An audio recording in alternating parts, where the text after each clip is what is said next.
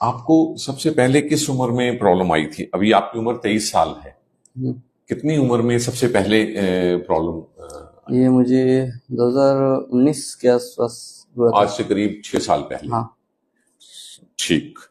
और क्या प्रॉब्लम आई थी सबसे पहले? सबसे पहले तो ये धुंधलापन।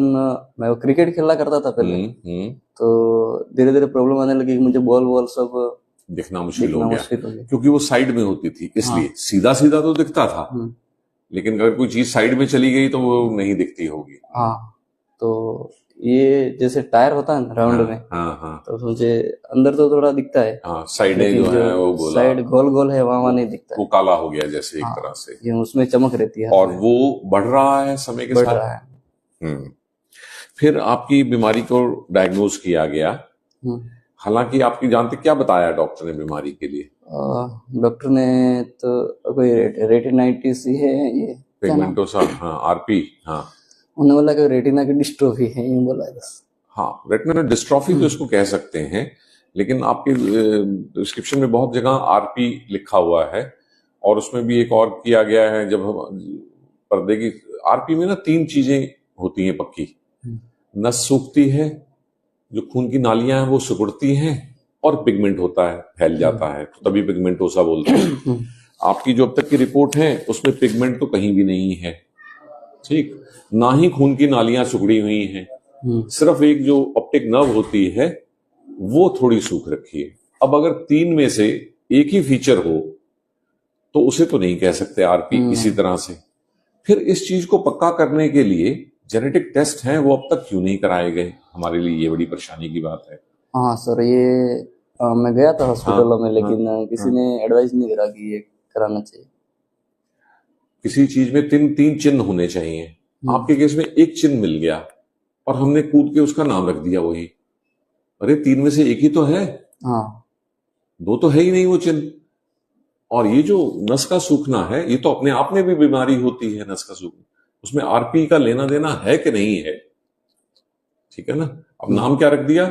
और आरपी विदाउट सिने पिगमेंटो, मतलब बिना पिगमेंट वाली आरपी, है ना। यस, तो क्योंकि पिगमेंट नहीं दिखा। बिल्कुल। ऐसा नहीं होना चाहिए। इधर अंधेरे में हाथ पैर क्यों मारना है, जबकि उसके लिए सीधे सीधे टेस्ट हैं।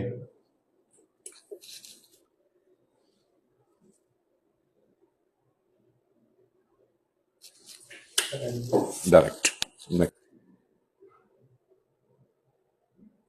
लाइट में देखो।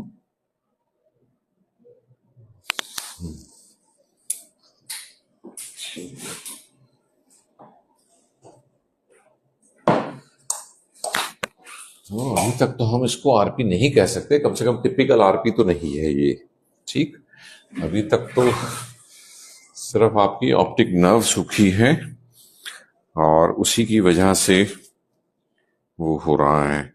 अब सबसे पहले तो ये होगा कि आपका जीन टेस्ट के लिए कर दिया है तो आज जीन टेस्ट होगा, उसकी रिपोर्ट आएगी महीने में। और जो बेसिक चीजें अभी तक पकड़ में आई हैं हाँ, उसके लिए भी अभी पूरी ट्रीटमेंट नहीं चल रही है आपकी। हाँ। ठीक है। सिर्फ वाइटमिन ए और ई छोड़ के बाकी कोर्स शुरू होगा इनका। विजन थेरेपी करेंगे, प्रिज्म देंगे। आपकी देखने की चौड़ाई जो है वो काफी घट गई है। असली असर उसी चीज पे आया है।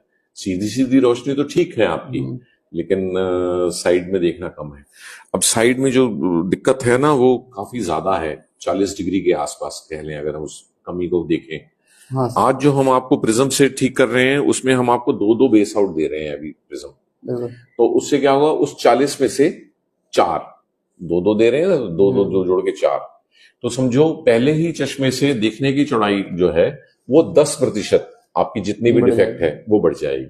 अब शुरू में 10% में तो इतनी खुशी नसीब नहीं होती ना, नहीं, हाँ। लेकिन जब आप इसे पहन लोगे, फिर हम 2-3 महीने बाद इसको 2 से 3 या 4 पे करेंगे, तो 4 4 8 हो जाएगा। 8 तो 40 का 20% होता है। हम्म, तो आपको लगेगा हाँ मुझे अब साइड की चीजें कुछ कुछ दिखने लगी हैं। बिल्कुल, जैसे ठीक है। कोई चीज बड़ी और छोटी दिखाई देती है। हाँ, ये भी दिक्कत है। हम्म, तो अब इसको सीरियसली टेक्निकली अटेंड करेंगे, जो जो कुछ भी इसमें हो सकता है। फिर आपके मैकुला में सूजन है, उस सूजन के लिए एक दवाई होती है जो अब तक नहीं हुई, नॉर्जॉक्स देंगे आपको। तो धीरे धीरे करके उम्मीद करेंगे ये।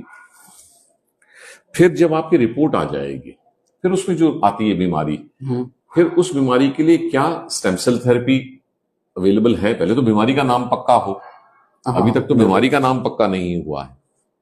फिर आगे बढ़ेंगे, स्टेप्स और भी हैं। बिल्कुल। ठीक है। आपके टाइम कैसा रहता है? सर रात के टाइम तो मैं ये पहचान नहीं पाता हूँ। नहीं पाते हैं। हाँ। तो इनको एक वो अटैचमेंट देंगे पोलराइड ग्लास का। अब आपका जो चश्मा बनेगा ना, उसमें नॉर्मल चश्मा होगा, उसमें अटैचमेंट वाला देंगे। और तो रात को आप वो अटैचमेंट लगा लिया करेंगे, सामने पीला पीला सा, तो कुछ बंधेगी रोशनी, कुछ 19-21 का फर्क आ जाएगा।